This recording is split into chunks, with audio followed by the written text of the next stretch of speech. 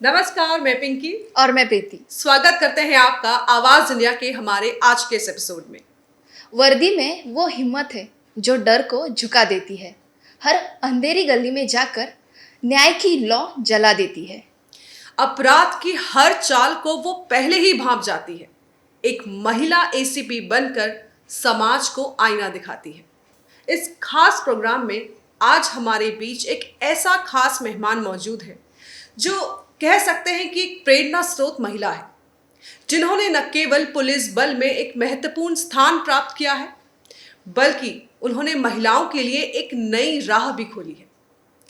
Maharashtra police सेवा में वो अपने संघर्ष और मेहनत के लिए जानी जाती है। उनकी जीवन यात्रा न केवल एक पुलिस अधिकारी के रूप में, बल्कि एक महिला के रूप में महत्वपूर्ण संदेश देती है। जी हाँ, प्लीज वेलकम नवी मुंबई की पहली assistant commissioner of police from crime branch, Prerna Katte ji. प्रेरणा जी, आवाज इंडिया में आपका बहुत बहुत स्वागत है। Thank you.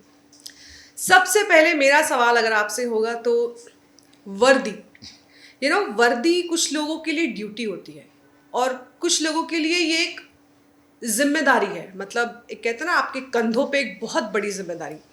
अभी जैसे मैंने आपकी वर्दी देखी और वो इतने अच्छे तरीके से इसको रखा गया है जैसे वो बहुत कीमती कोई चीज़ हो। तो मुझे ये ख्याल वहाँ से आया कि आपके लिए वर्दी की क्या अहमियत है। मेरे लिए वर्दी मेरे पापा का एक सपना है जो वो खुद पूरा नहीं कर सके, और मेरे थ्रू पूरा होने के बाद मैं उनके आँखों में जो हैप्पीनेस देखती हूँ वो बहुत मायने रखता है। वर्दी मेरे लिए एक रिस्पॉन्सिबिलिटी है, एक चैलेंज है। जो भी समाज में क्राइम्स घट रहे हैं, स्पेशली महिलाओं के खिलाफ, बालिकाओं के खिलाफ, या फिर जो भी अभी नए नए क्राइम के ट्रेंड्स आ रहे हैं, जिसमें जो पीड़ित है, जो अगर गरीब है, मान लो कि कोई मतलब काम करता है, रोजी रोटी कमाता है, और उसकी हक की रोजी रोटी अगर कोई छीनता है तो उसके खिलाफ लड़ने की एक ताकत वर्दी से मिलती है। और वो जिम्मेदारी भी है कि इन लोगों का हम समाधान कर सके, उनकी जो हमसे अपेक्षाएं हैं वो पूरी पूरी कर सके। तो आपके घर में कोई इस पर्टिकुलर फील्ड में था कि आपने डिसाइड किया कि मुझे पुलिस में ही जाना है, क्योंकि अमूमन लड़कियों को फिजिकली उतना स्ट्रांग नहीं समझा जाता और इसकी ट्रेनिंग जो इसका निरीक्षण है वो इतना ज़्यादा खतरनाक होता है। हम कह सकते हैं कि फिजिकली आपको तोड़ के रख देता है। उसके बाद आप उस एक कुर्सी पे पहुंचते हो तो वो इतनी आसानी से अवेलेबल नहीं होती। कौन आपकी लाइफ में एक प्रेरणा था आपके लिए, जिसने आपको ये स्टेप लेने के लिए पूरा प्रेरणा दी आपको? एक्चुअली मैं एक रूरल बैकग्राउंड से बिलोंग करती हूँ। सातारा डिस्ट्रिक्ट में एक छोटा सा गांव है मेरा, और मतलब बेसिकली लाइवलीहुड तो फार्मिंग पे ही डिपेंडेंट है। तो घर में कोई जॉब वगैरह नहीं करता था। फिर भी एक फैमिली लीगेसी हम बोल सकते हैं कि मेरे ग्रैंडफादर थे जिन्होंने मेरी जो बुआ, 3 बुआ है, उनको उन्होंने पढ़ाया, ग्रेजुएट बनाया। मतलब जब उस टाइम पे लोग लड़कियों को पढ़ाते नहीं थे तो वो भी वेल एजुकेटेड हो गई। फिर मेरे फादर, उन्होंने भी मतलब अगर लड़कियां हैं तो लड़का लड़की में कोई भेद नहीं समझा, और हमको भी उतना कॉन्फिडेंस दिया कि आप लड़कों से कम नहीं हो, और आप जो चाहे मतलब अगर ठान लो तो वो आप हासिल कर सकते हो। तो ये कॉन्फिडेंस मतलब ब्रिंगिंग से ही था कि हमें कुछ करना है। तो आगे जाके एमपीएससी और यूपीएससी की एग्ज़ाम्स के बारे में पता चला, तो फर्स्ट अटेम्प्ट में ही मेरा महाराष्ट्र पुलिस सर्विसेज में सिलेक्शन हो गया। और आप बोले कि ट्रेनिंग में, तो वो तो लिटरली बहुत हार्ड ट्रेनिंग था। और ना ही फिजिकल, मेंटली भी हमें स्ट्रांग बनाने के लिए आई थिंक वो ज़रूरी था। जैसे कि बाद में जब हम सर्विस में आते हैं तो ड्यूटी आवर्स फिक्स नहीं रहते, पूरा पूरा दिन आपको खड़ा रहना रहता है। तो उसके लिए फिजिकल स्टैमिना और मेंटली भी आपको टफ बनाने के लिए भी ऐसे टाइप की ट्रेनिंग ज़रूरी है। और मतलब जब ट्रेनिंग चल रही थी तो बहुत हार्डशिप में मतलब हो गई थी ट्रेनिंग। मेरा एक्चुअली एंकल फ्रैक्चर भी हुआ था, जो कि मतलब इंजरी मुझे आज तक मतलब वो परेशान करती है। फिर भी ट्रेनिंग से मतलब जो भी सीखने को मिला, वही मतलब वही फाउंडेशन है जिसके ऊपर पूरी सर्विस निर्भर करती राइट। है। प्रेरणा जी, आपने मेंटल फिटनेस की बात की, मेंटली आपको बहुत फिट होना चाहिए, क्योंकि कई बार जब फिजिकली कोई चैलेंज आता है या फिजिकल ट्रेनिंग ही क्यों ना हो, उसके लिए भी मेंटली स्ट्रांग होना बहुत ज़रूरी है। जब वो बीच में हम गिव अप करने का सोचते हैं तो मेंटली हमें स्ट्रांग करता है कि नहीं नहीं नहीं, तू कर सकती है, या ये हो जाएगा। लेकिन वो इतनी ईजिली नहीं आता। या तो आपने बचपन से कुछ ऐसा देखा हो जो आपको, आप उस चीज़ को याद करो और फिर वो आपको मेंटली एक मैसेज दे कि नहीं, यू कैन डू इट। कोई कुछ ऐसा, कोई आपका कुछ, कोई इंसान या कोई ऐसा इंसिडेंट जो आपको ऐसा, जब भी ऐसा होता है कि जब आपको लगे कि अब नहीं हो रहा फिजिकली, या अब हिम्मत जवाब दे रही है, लेकिन फिर आपको एक मैसेज आता है मेंटली कि नहीं प्रेरणा, यू कैन डू इट। ऐसा तो स्पेसिफिकली कोई इंसिडेंस नहीं है, लेकिन मुझे याद है मेरे ग्रैंडफादर जो थे वो बचपन में मुझे कुछ कहानियाँ सुनाते थे, जिसमें वो मेरा ही रोल मुझे बताते थे कि ऐसे प्रेरणा ऐसे गई, वो बहुत ओह। स्ट्रांग थी, वो बहुत मतलब ब्रेव थी। मतलब लड़ाई की कहानी हो या फिर कोई भी ऐसे कहानियाँ से मतलब जब जब भी वो बताते थे तो मुझे, अब मैं बहुत अभी कुछ बन गई हूँ इमेजिन ऐसे करने मेंटली लगी। वो हो गया था। ओह। मेरा मतलब एक कजिन ब्रदर है जो मेरे साथ ही मतलब हम सेम डे पे पैदा हुए थे, तो स्कूलिंग वगैरह हमारा साथ में ही चलता था। तो गांव में ऐसा है कि उसके फ्रेंड्स के साथ भी हम खेलते थे, ओके। जो जो भी लड़कों वाले गेम्स रहे होंगे। हम्म। और मेरी जो लड़कियां फ्रेंड्स थी उनके साथ भी वो खेलता था, तो मतलब अच्छा। ऐसे पूरा जेंडर न्यूट्रल एनवायरनमेंट हमारे घर पे था। तो उसका मुझे लगता है कि फ़ायदा हुआ मुझे। ओके। तो अगर आपके डिपार्टमेंट की बात करें तो 2 महीने हुए हैं जब जो आपने क्राइम ब्रांच ज्वाइन किया है, लेकिन पिछले 12 साल से आप महाराष्ट्र पुलिस में आपने अपनी सेवा दी है। क्या एक ऐसी क्वालिटी, अगर किसी को ये ज्वाइन करना है, और बीइंग अ वुमेन, आप क्या एक क्वालिटी बताना चाहेंगे कि ये होनी बहुत ज़रूरी है? चलो, आप एग्ज़ाम भी पास कर लिया आपने, लेकिन क्या आपके अकॉर्डिंगली इस वो एक चीज़ होनी बहुत ज़रूरी है अगर आपको इस फील्ड में आना है? मुझे लगता है कि डेडिकेशन और सिंसियरिटी आप में होनी चाहिए। अगर ओके। आप कोई चीज़ मतलब करना चाहो हुँ। या फिर आपने अगर ठान ली, तो उसके लिए जो भी लगे मेहनत, वक्त, पेशेंस, हुँ। वो आपके पास होना चाहिए। और अगर आप वो देते हैं किसी भी मतलब अगर ऑफेंस भी है, अगर कोई अनडिटेक्ट ऑफेंस हो गया है, तो उसको डिटेक्शन के लिए आपको बहुत सारे पेशेंस चाहिए, डेडिकेशन, हार्ड वर्क, सिंसियरिटी चाहिए, तभी हुँ। जाके वो डिटेक्ट हो जाएगा। या फिर जब भी आप इन्वेस्टिगेशन करते हो तो सारे पेपर्स जमा करने में भी बहुत स्किल्स लगते हैं। राइट। तो ये सब मतलब पेशेंस सब आपके पास क्वालिटीज़ है, तो आप इजीली सर्विस में अच्छा काम कर सकते हैं। हुँ। और बेसिकली नीयत भी अच्छी होनी नियत चाहिए तो अच्छी होनी कि चाहिए। लोगों को हेल्प करनी है, या हुँ। फिर जो भी गलत हुआ है तो जिसके साथ गलत हुआ है उसको इंसाफ देना भी मतलब वो एक मन में होना चाहिए। हुँ। तो आपने अपने लिए कुछ सोचा है कि इतने पर्टिकुलर टाइम के बाद मुझे, जैसे आपने अपनी कहानी, दादाजी की कहानी बताई कि आप इमेजिन करते थे कि ऐसा हो रहा है, वो ये लड़ाई कर रही है और यहाँ पहुँच गई। अब आप अपने आप को कहीं इमेजिन करती हैं कि इतने टाइम बाद, या ये एक गोल है और मुझे प्रेरणा ऐसे कर रही है या इस जगह बैठी है और ऐसे, क्योंकि वो कहानी तो चलती रहेगी आपके मेंटल में। कहानी तो चलती है, लेकिन ऐसा मैंने मतलब अभी कुछ इमेजिन नहीं किया है। अभी देखते हैं आगे जैसे ओह! चलता है। और अगर मैं पर्टिकुलर इस वर्ड की बात करूँ, क्राइम, जो अपने आप में ही बहुत मतलब कहते हैं ना, भारी भरकम वर्ड है।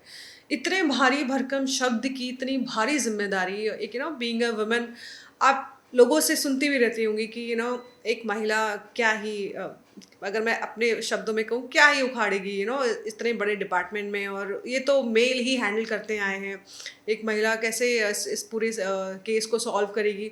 लेकिन आप जैसे डे बाय डे आपने इतना कुछ पुलिस के बाद अब क्राइम ब्रांच में कुछ, मतलब इतने सारे सालों में क्या आपने एक इस चीज़ को लेके तरक्की देखी है कि नहीं, महिलाओं ने बहुत तरक्की की है, इस डिपार्टमेंट में ही की है, और क्या कुछ बदलाव आपने देखे हैं इतने सारे उसमें ईयर्स में, काइंड ऑफ एक दशक से ऊपर हो गया है? मुझे आप कहेंगे तो बेसिकली डिपार्टमेंट में ऐसे कोई अनुभव नहीं आया कि जिसमें महिला अधिकारी और जेंट्स अधिकारियों में कोई फ़र्क किया हो। शुरुआत तो ट्रेनिंग से ही हुई। ओके। जब भी हम मतलब ट्रेनिंग करने जाते थे तो जितना फिजिकल वर्क, फिजिकल एक्टिविटी हमारे जो पुरुष साथी है उनको करना पड़ता था, उतना ही हमको करना राइट। पड़ता था। मैं और मेरी और एक बैचमेट थी, मतलब हम दो ही महिला थे, बाकी अराउंड 33 बॉयज साथ में ट्रेनिंग करते अच्छा, थे। 2 महिला और 33 33 बॉयज? Boys, yes. और वो जितना करते थे हमसे भी उतना ही करवाया जाता था। ना ही कोई एक्सक्यूज, ना कोई फिजिकल मतलब वीकनेस या फिर कोई भी ऐसा हमको एक्सक्यूज नहीं मिलता था। तो शुरुआत वहाँ से हुई। उसके बाद फिर फील्ड में भी जब आए तब काम करते समय ऐसे लगा कि हम काम करते चले और हमने अच्छा काम किया तो फिर आपको किसी भी सिफारिश की या फिर किसी के हेल्प की ज़रूरत नहीं। आपकी मतलब अपने आप पहचान आपका काम बन जाता है। ओके। और जो भी अच्छे काम करने वाले लोग हैं वो तो सभी जगह पे वांटेड है।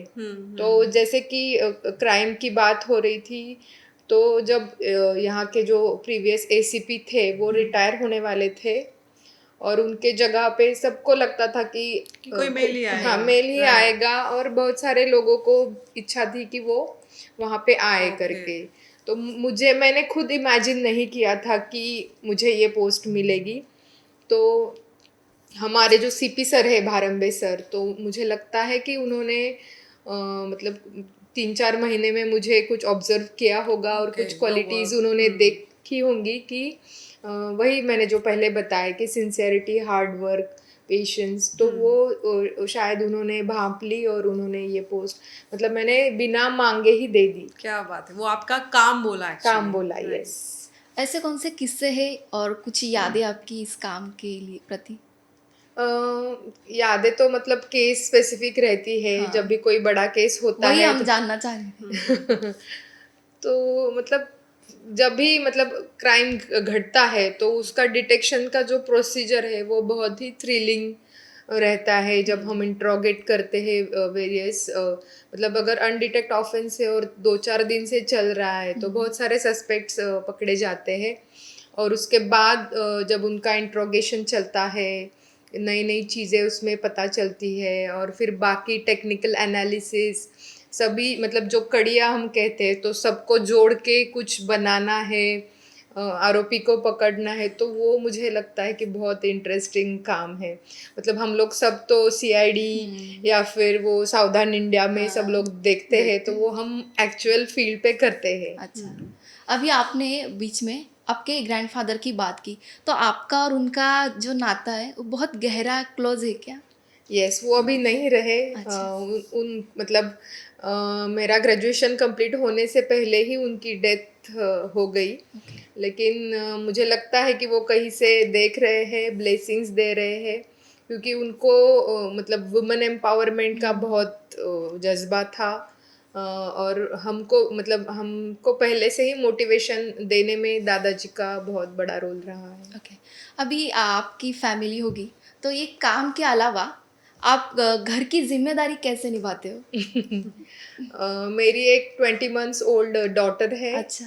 मेरे हस्बैंड, मेरे देवर और मेरे ससुर जी है। हम यहाँ पे साथ में रहते हैं, जॉइंट फैमिली। तो मतलब घर से बहुत सपोर्ट मिलता है इस तरह का काम करने के लिए, क्योंकि बहुत बार मुझे लेट होता है घर पे जाने के लिए, सुबह जल्दी आना पड़ता है। कभी कभी तो बेटी से मुलाकात ही नहीं होती 2-2 दिन तक, क्योंकि उसके उठने से पहले मैं काम पे चली आती हूँ और मेरे जाने से पहले वो सो जाती है। तो ऐसा भी होता है जिसमें फैमिली का बहुत सपोर्ट है। मेरे हस्बैंड है और मेरे फादर इन लॉ है जो कि मुझे बहुत सपोर्ट करते हैं। आपके पति और आप कैसे मिले एक साथ, कैसे आपकी शादी कैसे हुई, ये सब हम जानना चाहते हैं। ओके, तो मेरी लव मैरिज हुई है। अच्छा। और प्रिपरेशन के टाइम पे हम मिले और मतलब मेरा पहले ही सिलेक्शन हो गया था। उसके बाद वो लाइब्रेरी ज्वाइन किए जहाँ पे हमारी मुलाकात हुई। तो इनिशियल कुछ डेज फ्रेंडशिप के रहे, फिर वो बाद में प्यार में ये हो Convert गया, हुआ। कन्वर्ट हो गया। लेकिन एक मतलब उसमें दिक्कत ये थी कि उनकी पोस्ट नहीं थी। अच्छा। तो वो चाह रहे थे कि वो कुछ पोस्ट निकाले उसके बाद ही हम शादी करें। तो वो उनका जब तक प्रिपरेशन चलता रहा तो थोड़ा टाइम बहुत बीतता गया, तो शादी के लिए लेट हो गया। लेकिन मेरे घर से कोई प्रेशर नहीं था फॉर्चुनेटली। और मतलब अभी एक दिन आ गया कि उन्होंने पूछा अभी क्या है शादी का ये वो, तो तभी उसको पोस्ट भी नहीं थी और मैंने उन घर वालों को बताया कि ऐसे ऐसे है, एक लड़का है मुझे पसंद है। तो मतलब आई एम फॉर्चुनेट कि मुझे ऐसी फैमिली मिली है कि हम गांव में भी रहते हैं तो भी उन्होंने मतलब कुछ विरोध नहीं किया, सपोर्ट किया और शादी हो गई। और शादी होने के अगले साल ही उनको पोस्ट मिल गई और वो भी एक आज क्लास 1 ऑफिसर है। वो जीएसटी में असिस्टेंट कमिश्नर है। अच्छा, तो आप दोनों फिर फैमिली को एक साथ कैसे, एक दूसरे को टाइम कैसे देते हो? तो उनका थोड़ा सा फिक्स शेड्यूल है, मतलब 10 to 6 तक ही उनका जॉब टाइमिंग्स है और सैटरडे संडे उनको छुट्टी रहती है। तो वो मतलब मुझसे ज़्यादा वो कंट्रीब्यूट करते हैं। प्रेरणा जी, मैं ये जानना चाहूँगी कि जितने भी ऐसे आम लोग हैं ना, वो जो अपने अपने घरों में, आपने जैसे शोज़ की बात की, क्राइम पेट्रोल, सावधान India, crime alert, crime files, बहुत सारे शोज़ चलते हैं। लेकिन जब वो जो कहते हैं ना ऑडियंस जो वो शोज़ देख रही है, उनका कहना है कि ऐसे सब शोज़ बनते हैं इसलिए क्राइम होता है। लेकिन जो मेकर्स हैं, उनका कहना है कि ये होता है इसलिए हम बनाते हैं। आप कितना, आपके पर्सनल मतलब ओपिनियन क्या है इस पे, कितना आप इसको किस तरीके से देखती हैं? पर्सनली आप पूछेंगे तो मुझे लगता है ऐसे शोज बनने चाहिए जिससे लोगों को पता चलता है कि अभी क्राइम का क्या ट्रेंड चलता है, किस किस प्रकार के गुनहगार होते हैं, वो क्या क्या टेक्निक्स इस्तेमाल करते हैं। तो वो अलर्ट हो जाते हैं, लोग अवेयर हो जाते हैं। और बहुत बार देखा है कि लोग मतलब थोड़ा सा सीआईडी टाइप दिमाग लगाते हैं, अरे ये ऐसे तो नहीं वैसे तो नहीं। तो ये भी मतलब फायदे का है। और जो गुनहगार है वो तो इंटरनेट कहीं पे भी देख के गुनाह करना सीखता है, वो तो क्या वो सीरियल देख के तो नहीं सीखेगा। आपके माध्यम से मुझे लगता है मतलब जो भी आपके प्रेक्षक हैं उन्होंने ये करना चाहिए कि हमें लगता है कि अगर कुछ क्राइम होता है तो ये उनके साथ हो रहा है, हमारे साथ तो नहीं, तो हम क्यों इन्वॉल्व हो। उनका कहना है कि ये देख के वो लोग टेक्निक पता कर रहे हैं कि कैसे समाज में क्राइम करना है। अच्छा, आपने ये दिखाया, लेकिन मेकर्स का कहना है हम देख चुके हैं ऐसी घटना। टेक्निक तो वो मैंने बोला कि इंटरनेट पे ही हाँ, देख के भी सीख सकते, वो जरूरी नहीं कि वो सीरियल देख के ही हाँ, सीखे। शोज को क्योंकि जिम्मेदार हम बहुत सारी बार लोगों को जब गुनहगारों को अरेस्ट करते हैं तो बहुत बार पता चलता है कि सोशल मीडिया या फिर यूट्यूब पे उन्होंने देख के कैसे कैसे, तब सपोज एक गाड़ी चोर पकड़ा था जो बाइक्स चुराता था, तो वो लॉक कैसे खोले, तो वो तो उसने इंटरनेट पे जाके सीखा। मतलब आजकल इतना फ्री कंटेंट अवेलेबल है कि हाँ, सीखना है जिसको गलत काम तो वो तो कहीं से भी सीख सकता है। लेकिन इस तरह के शोज से अवेयरनेस बढ़ता है, लोग थोड़े से चौकन्ने हो जाते हैं। और मुझे लगता है कि इसमें मतलब बीच बीच में कुछ हेल्पलाइंस के नंबर भी उन्होंने डिस्प्ले करने चाहिए, जैसे कि अगर कोई इमरजेंसी है तो 112 हमारा nation wide emergency contact number है, तो उसको डायल करना चाहिए। जैसे अमेरिका में 911 है, वैसे यहाँ पे 112 करके इंडिया का हेल्पलाइन नंबर है इमरजेंसी। और साइबर फ्रॉड अगर आपके साथ होता है, मतलब कोई भी तो जैसे कि और एक हेल्पलाइन नंबर है 1930। अगर साइबर फ्रॉड आपके साथ होता है तो आप अगर इमीडिएटली रिपोर्ट करते हो तो जो भी मनी डिडक्ट हुआ है और वो फ्रॉडस्टर के अकाउंट में गया है तो वो वहीं पे लॉक हो जाता है। लेकिन जो गया है वो लॉक हो जाता है, यस, मिलता है। उसके लिए थोड़ा प्रोसीजर करना पड़ता है, कोर्ट से ऑर्डर वगैरह, मतलब आपको प्रूफ दिखाना पड़ता है कि सच में आपके अकाउंट से गया, फ्रॉडस्टर के अकाउंट में गया, तो वहाँ पे उतना अमाउंट वो फ्रीज हो जाता है इमीडिएटली। तो गवर्नमेंट जब इतना कुछ कर रही है, वुमेन के लिए इतने सारे लॉज बन चुके हैं क्राइम से रिलेटेड, अगर वो औरत है स्पेसिफिकली तो और सारे लॉज हैं, लेकिन अगर हमें पता है कि ये क्राइम जो कर रहे हैं वो गूगल पे बैठ के सारी चीज़ें निकाल रहे हैं, तो गवर्नमेंट कुछ ऐसा स्टेप क्यों नहीं ले रही कि वो सारी साइट्स अगर आप डालने की कोशिश भी करें, क्योंकि जितना हमें पता है, आप अगर कुछ भी टाइप करते हैं जो इलीगल है, जो एथिकल नहीं है, वो सब आपका रिकॉर्ड में जा रहा है, वो सब ट्रैक हो रहा है गवर्नमेंट के या जो साइट पे चीज़ें आ रही हैं कि अच्छा इसने अभी ये साइट ये सर्च किया कि how to make a cyanide, ये भी, क्योंकि ये प्रोसेस तो गलत है, इलीगल है, लेकिन ये ट्रैक में जा रहा है तो उस बंदे की ट्रैकिंग शुरू हो जाती है। तो जब गवर्नमेंट इतना जानती है तो ऐसी चीज़ों को जहाँ पे उसको पता है कि क्राइम हो सकता है, इसका ये टाइप करना है, सर्च करना, वो हो ही ना, उसके उसके रिजल्ट्स आए ही ना, ऐसा भी तो हो सकता है। ये तो बेसिकली गूगल वगैरह आप बात कर रहे हैं तो वो तो यूएस बेस्ड कंपनीज है जिनका यहाँ पे मतलब उतना वो एक्सेस हमको नहीं देते। अगर क्राइम के इन्वेस्टिगेशन के लिए भी अगर हम कोई क्वेरी उनको करते हैं तो उनका रिप्लाई आने में 1 हफ्ता लग जाता एक है। इनिशिएटिव अगर लिया जाए तो हो सकता है, क्योंकि जैसे अभी 2-4 दिन पहले ही मेटा का जो एक है इंस्टाग्राम और फेसबुक, उसके लिए 8 मई से ये होने वाला है कि जहाँ पे आप जो भी आपकी चैट्स हैं एंड टू एंड क्रिप्टेड रहती थी, वो अब नहीं होंगी, वो उसको कोई भी पढ़ सकता है, जो भी आप फोटोग्राफ्स, वीडियोस, क्योंकि इतना क्राइम बढ़ रहा है इस पे, इंस्टा पे, फेसबुक पे, और जो हमारी जनरेशन है ना, जो यंग जनरेशन है, यूथ है, जो युवा है, वो उसको कहीं ना कहीं इस तरीके का कंटेंट अवेलेबल है कि उनकी स्टडीज़ गई, उनका जो मेंटली कहते हैं ना जो सोच होती है वो विकसित होने के बजाय कहीं और ही डाइवर्ट है। इसलिए गवर्नमेंट की प्रेशर की वजह से मेटा को झुकना पड़ा और 8 मई से वो एंड टू एंड हट रहा है। तो ऐसा ही मुझे लगता है, अगर ऐसा ही कोई इनिशिएटिव हमारी गवर्नमेंट के थ्रू लिया जाए तो अगर मेटा इस चीज़ के लिए झुका है तो आगे भी झुक सकता है, जहाँ क्राइम के रेट्स बहुत कम हो सकते हैं। हो सकता है, तो लेकिन ये तो गवर्नमेंट, गवर्नमेंट पॉलिसी। और जब आपने बात की उसी को मैं जोड़ना चाहूँगी कि बच्चे, आज आपने बात जी, किया जो तो यूथ है, पेरेंट्स का बहुत रिस्पॉन्सिबिलिटी ट्रू है कि ट्रू, उन्होंने उनको मॉनिटर करना चाहिए शुरू से ही कि हमारा बच्चा क्या कर रहा है, क्या सर्च कर रहा है। मतलब बिलो 18 ईयर्स बच्चों के पास भी आजकल स्मार्टफोन्स है, मोबाइल फ़ोन्स है, और वो मतलब बहुत ही आगे बढ़ चुके हैं। हम हमारे जब खुद के बचपन की बात करते थे तो वो आज कहीं पे हाँ। मतलब बचपन ही मिस हो गया है। तो स्क्रीन टाइम का जो ये है तो पेरेंट्स ने वो लिमिट करना चाहिए। फिर पेरेंटल लॉक फ़ोन पे लगा सकते हैं और उनके एक्टिविटीज़ भी ट्रैक कर सकते हैं कि वो क्या कर रहे हैं, क्या सर्च कर रहे हैं।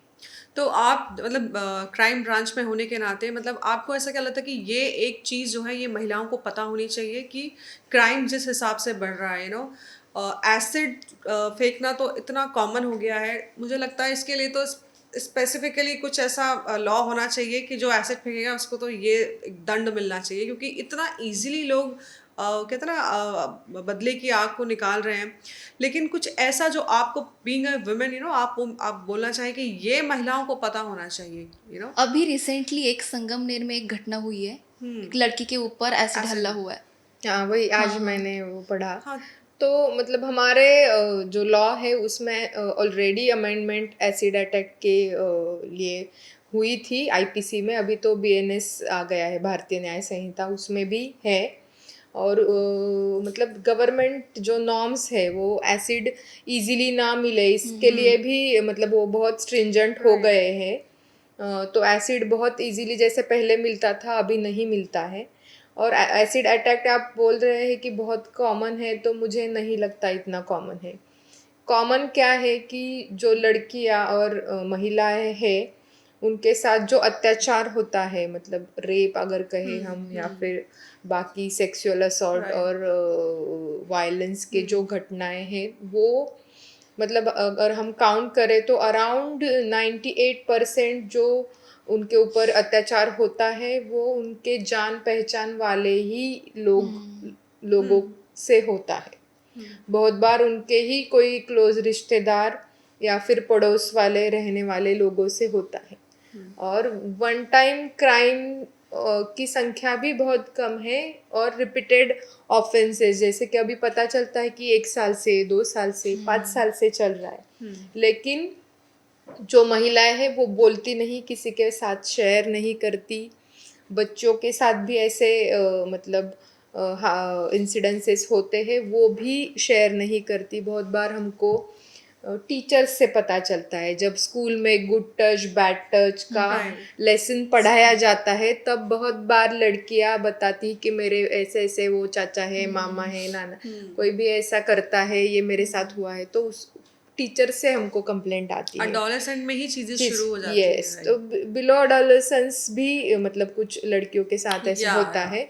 तो पेरेंट्स, बाद में मैं फिर से कहूँगी, पेरेंट्स की रिस्पॉन्सिबिलिटी है कि आप अपनी लड़कियों को बचपन से ही ऐसे पढ़ाना चाहिए कि ये चीज़ गलत है।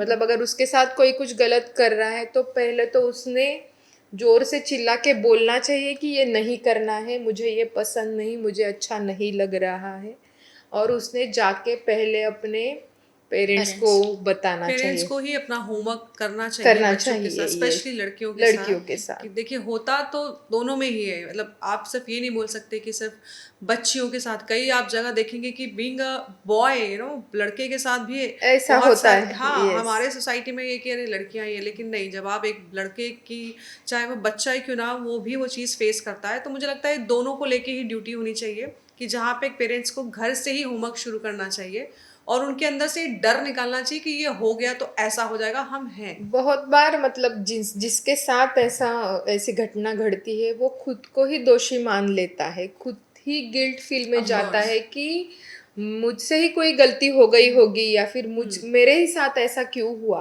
राइट। तो वो खुद एक न्यूनगंड हम कहते हैं मराठी में, तो उसमें चला जाता है और वो मतलब अपने कोष में चला जाता है कि मेरे ही साथ हुआ है, वो खुद खुद को ही दोषी मानते हुए चलता है।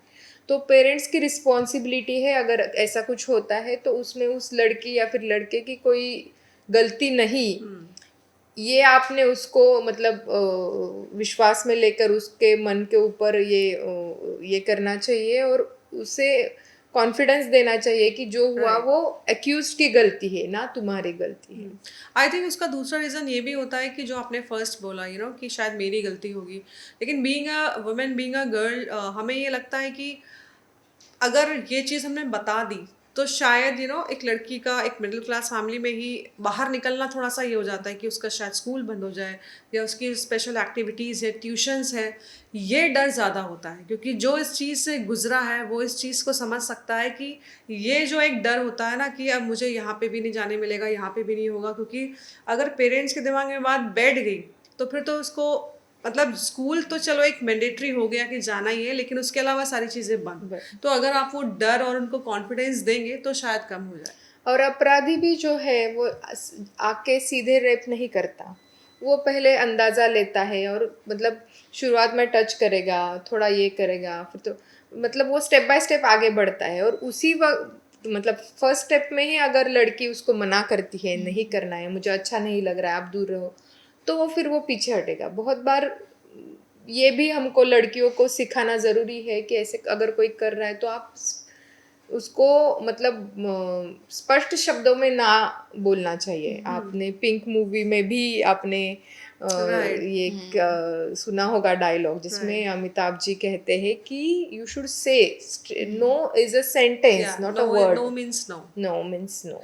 तो प्रेरणा जी, आप कैसे हैंडल करती हैं जितने भी कभी जिन अपराधियों का आपसे कांटेक्ट में आते हैं कि अच्छा, मतलब मेंटली पहले तो कुछ अपने आप को स्ट्रांग करती होंगी कि अब इसको मुझे जो है अपने तरीके से करना है। हाँ, बहुत बार मतलब जो भी हीनस क्राइम्स करते हैं स्पेशली लड़कियों के साथ, गुस्सा आता जो है कि कैसे, क्या गुस्सा आता है, बहुत आता है, तो क्या आता है। कमरे में जाके अपने आप को सॉर्ट आउट करती है, अपने आप को कूल नहीं, डाउन अभी करती है? मैं खुद भी अभी एक मतलब लड़की के ही माँ हूँ, तो मुझे मतलब मैं बहुत रिलेट रिलेट कर सकती हूँ, और मैं और मेरे हस्बैंड हम दोनों भी बहुत मतलब इमोशनली ये है कि इसको हमको कैसे अपब्रिंग करना है, हाँ, तो आगे राइट। जाके इसके साथ कोई ऐसे घटना ना घटे, या फिर वो इतनी स्ट्रांग होनी चाहिए कि किसी की हिम्मत ना हो।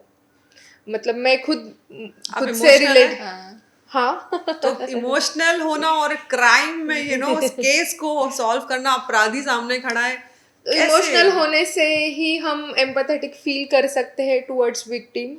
लेकिन वो तो फिर नेगेटिव उसमें चला गया, ना क्योंकि अगर ना ना, ऐसे नहीं है, तभी आप मतलब उतने फियर्सली आप चेस कर सकते हैं अक्यूज्ड को, और उसको पनिशमेंट देने के लिए, मतलब लीगली उसको कायदे से पनिशमेंट मिलने के लिए जो चाहिए वो करने की आपकी तैयारी हो जाती है। और ऐसे केस आप सॉल्व कर यस। लेते। एक आखिरी सवाल हम आपसे पूछना चाहेंगे प्रेरणा जी, जितनी भी महिलाएं हैं स्पेसिफिकली जो ये पॉडकास्ट देखेंगी, आपने जैसे बात की कि पहले से कोई ऐसा सोच के नहीं आता, लेकिन कई बार आप देख रहे हैं कि आपके आसपास अचानक से कोई सिचुएशन हुई जहाँ पे ग्रुप ऑफ पीपल 3-4 लोग, और आपको लग रहा है कि नहीं, I may be I am not safe, तो कुछ ऐसा पर्टिकुलर नंबर जो वो तुरंत डायल करके अपने आप को, और मुझे ये तो पता है कि महाराष्ट्र गवर्नमेंट, महाराष्ट्र पुलिस तो तुरंत एक्शन लेती है, मतलब शायद बार बार कॉल भी वो करते रहेंगे अगर आपने गलती से मिस कॉल भी दे दिया, तो वो एक नंबर आप बताइए, और एक लास्ट मैसेज, क्या एक मैसेज आपका औरतों के लिए होगा? महिलाओं के लिए हमारे भारत सरकार की हेल्पलाइन है, जो है 1091। ओके। अगर डिस्ट्रेस में महिला है तो वो इमिजिएटली 1091 को कॉल कर सकती है, या फिर जैसे मैंने पहले बताया कि 112 तो यूनिवर्सल है, कोई भी डायल कर सकता है। Okay. किसी भी चीज़ का आप रिपोर्टिंग कर सकते हैं। और ऑल ओवर इंडिया ये रिस्पॉन्स टाइम जो है, मतलब आपने कंप्लेंट करने के बाद आपके पास पुलिस पहुंचने का टाइम है, वो अराउंड 6 to 7 मिनट्स उसके अंदर आ ही जाती उसमें उसके अंदर आ ही जाती है। तो कोई भी आप क्राइम के लिए रिपोर्ट कर सकते हैं, इमिजिएटली पुलिस वहाँ पे पहुँचती है। महिलाओं के लिए जैसे मैंने बोला 1091 है। चिल्ड्रन रिलेटेड इश्यूज़ के लिए 1098 है हेल्पलाइन, जिसमें आप चाइल्ड रिलेटेड कोई भी ऑफेंस या फिर कोई चीज़ आप रिपोर्ट कर सकते हैं। तो ऐसे हेल्पलाइंस है। हमको मतलब देख के मतलब हम बाकी चीज़ें तो बहुत सर्च करते हैं, तो गूगल में ऐसे हमको सर्च करना चाहिए जिसका हमको एक्चुअल यूज़ कभी ना कभी हो सकता है। मेरा मतलब पर्सनलाइज्ड मैं एक्सपीरियंस बताना चाहूँगी कि 108 है जो एम्बुलेंस के Right, लिए है, ambulance. वो भी इमरजेंसी में लोग डायल करना भूल जाते हैं। मतलब वो तो हमको कुछ भी मेडिकल इमरजेंसी है तो 108 को हमको कॉल करना ही चाहिए। मेरा खुद का मतलब नाइट राउंड में एक एक्सीडेंट हुआ था हमारी गाड़ी का, तो मैंने 108 कॉल किया और उसके बाद पुलिस को कॉल किया। ओके। तो पुलिस के आने से पहले एम्बुलेंस आ गई थी। तो मतलब उनका इतना फास्ट सर्विस है कि वो इमिजिएटली जो पीड़ित है उनको मदद पहुंचाते हैं, और मेडिकल इमरजेंसी में बहुत अच्छे से काम कर रहा है 108। तो जो भी हेल्पलाइंस जो हमारे नेशनल हेल्पलाइंस है वो सब ने जाके चेक करने चाहिए, याद करने चाहिए, बच्चों को सिखाने चाहिए। और जो भी महिलाएं हैं उनको मैं यही कहना चाहूँगी कि आप मतलब कॉन्फिडेंट रहना चाहिए। जो भी आप काम करें मन लगा के कीजिए, उसमें अपना पूरा 100% आप दीजिए। नो मैटर आप किसी भी क्षेत्र में काम कर रहे हैं, अगर आप होम मेकर भी है तो आप उसमें अपना पूरा 100% दे सकते हैं। और वो भी एक बहुत ही हम क्या कहते हैं कि पैशन वाला फील्ड है मुझे लगता है, क्योंकि बहुत बार मैं मिस करती हूँ कि ड्यूटी की वजह से मैं घर पे वक्त नहीं दे पाती। लेकिन जब जिस छुट्टी के दिन जब टाइम मिलता है तो मतलब मैं एंजॉय करती हूँ। मतलब मेरा हॉबी है खाना बनाना। तो वो आई फाइंड कि ये बहुत ही स्ट्रेस बस्टर है। जब कभी बहुत मतलब ऐसे टेंशन भरा दिन गया हो तो उसी दिन मैं खुद कुछ पकाती हूँ, तो जो प्रोसेस है सब पूरा उसमें सब भूल जाता है, सब बाहर का जो भी टेंशन है, थेरेपी जैसा लगता है। तो कोई भी मतलब जो महिला है वो खुद को कम ना समझे, और आपका जो पैशन है वो आप फॉलो कीजिए। और मतलब सेफ्टी के लिए तो पुलिस तो है ही, लेकिन आप भी एक मतलब रिस्पॉन्सिबल सिटीजन की तरह आपने बिहेव करना चाहिए। आपके आस पड़ोस में कुछ क्राइम है तो वो आपने रिपोर्ट करना चाहिए। बहुत बार हम देखते हैं कि कोई क्राइम घटता है और लोग बात ही नहीं करते, दिन दहाड़े मर्डर हो जाता है और हम पूछते हैं तो बात ही नहीं, हमको कुछ पता नहीं, हम थे ही नहीं। उनको वो डर होता है फिर आपको घसीटा जाएगा, नहीं, सवाल फिर पूछे भी जाएंगे। कुछ लीड क्लू के लिए तो बिल्कुल बताना लेना चाहिए, चाहिए। being a citizen, of course। जरूरी नहीं कि हम आपको उसमें घसीटेंगे, लेकिन आपको कुछ पता है, कुछ देखा है, तो वो तो पुलिस को आपको रिपोर्ट करना चाहिए। बहुत बार हम मतलब ड्यूरिंग प्रोसेस ऑफ इन्वेस्टिगेशन हम अगर कोई पंचनामा करते हैं तो हमको दो इंडिपेंडेंट व्यक्ति लगते हैं, पंच हम उसको बोलते हैं कि सपोज हमको कुछ सीज करना है तो पुलिस सीज कर रही है तो दो इंडिपेंडेंट व्यक्तियों के सामने हमको वो सीज करना है, तो वो पंच नहीं मिलते क्योंकि लोगों को आना ही नहीं है किसी और की मदद करने के लिए। ये एक चीज देखने को मिलती है। यस, और फिर कोई भी फिर पंचायत आते हैं जो हॉस्टाइल हो जाते हैं बाद में, तो ये भी होता है। तो जो रिस्पॉन्सिबल सिटीजन है उनको भी लॉ एनफोर्समेंट एजेंसी की मदद करनी चाहिए। मतलब जो हादसा किसी और के साथ हुआ है आज, वो कल आपके साथ भी हो सकता है, तो ये मानकर सबने एक दूसरे की मदद करनी चाहिए। थैंक यू सो मच प्रेरणा जी, आपने इतना कीमती वक्त निकाला, क्योंकि हम समझ सकते हैं इस डिपार्टमेंट में इतने बड़े ओहदे पे होना और इतना वक्त निकालना। थैंक यू सो मच, आप आवाज़ इंडिया में आपने बताया। तो ये थी प्रेरणा कट्टी जी, जिन्होंने एक ही शब्द में पूरा सार समझा दिया कि आप अगर किसी भी पद पे हैं, आपको मांगना नहीं पड़ेगा, आपका काम बोलेगा। कैसे? Dedication is the key. और एक सोशली सिटीज़न होने के नाते, एक सामाजिक, आप समाज में एक बहुत इंपॉर्टेंट रोल प्ले करते हैं, तो उसके नाते अपनी ड्यूटी भी निभाइए, एक रिस्पॉन्सिबल सिटीज़न बनिए, और जितना हो सके जिसकी भी आपको हेल्प करनी है, चाहे कोई नंबर डायल करना है, जिस भी तरीके से आप हेल्प कीजिए। और लास्ट तो बस यही है कि जितनी महिलाएं ये पॉडकास्ट देख रही होंगी, या ये पॉडकास्ट जितनी महिलाएं देखने वाली होंगी, उनके लिए भी यही मैसेज है कि आप अपना डेडिकेशन और अपनी पूरी शिद्दत से, अगर इस फील्ड में क्या किसी भी फील्ड में आना चाहती हैं, तो डेडिकेशन दिखाइए, उसको अपना पैशन बनाइए और घबराइए नहीं। कॉन्फिडेंस भी आप में होना चाहिए। और अगर आपके बच्चे हैं तो उनको आप घर से ही, बचपन से ही होमवर्क शुरू कर दीजिए। हम मिलेंगे नए एपिसोड में एक नए खास मेहमान के साथ। तब तक आप देखते रहिए आवाज़ इंडिया।